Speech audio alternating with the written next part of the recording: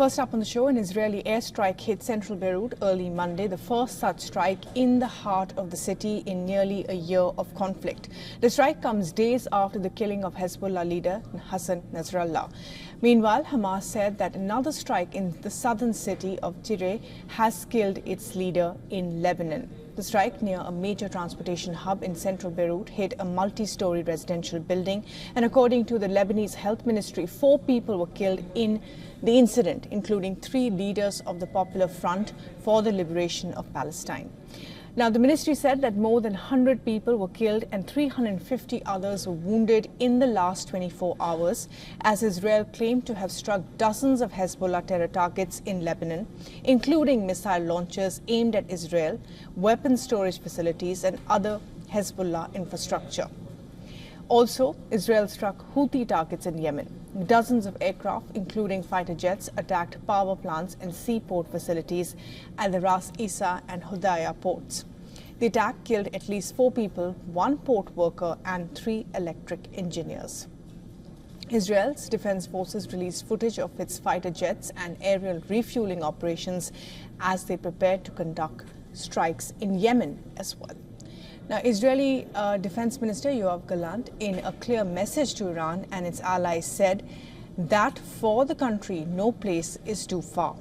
Meanwhile, White House National Security spokesperson John Kirby has said an all-out war with Hezbollah or Iran would not help the residents of northern Israel return to their homes. Kirby underscored that diplomacy was the right path. This as the US President Joe Biden said he would be speaking to the Israeli Prime Minister Benjamin Netanyahu.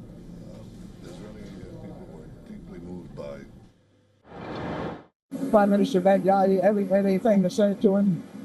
Yes, I will be talking to him, and I'll tell you what I say to him when I talk to him. And the French foreign minister, however, is in Lebanon. Beirut is the first high-profile foreign diplomat to visit the country since Israeli airstrikes intensified 1 week ago. 2 French nationals have been killed in the strikes. Protests were witnessed in France as well as in Sweden, Finland, Turkey, among other countries. Protesters demanded an end to Israeli offensive in Lebanon as well as in Gaza. Meanwhile, as Israel chalks the way forward, opposition lawmaker Gideon Saar is said to be joining Prime Minister Benjamin Netanyahu's government. This to strengthen the Prime Minister politically. Local media has said Saar would serve as a minister without a portfolio and would take a seat at the Prime Minister's security cabinet.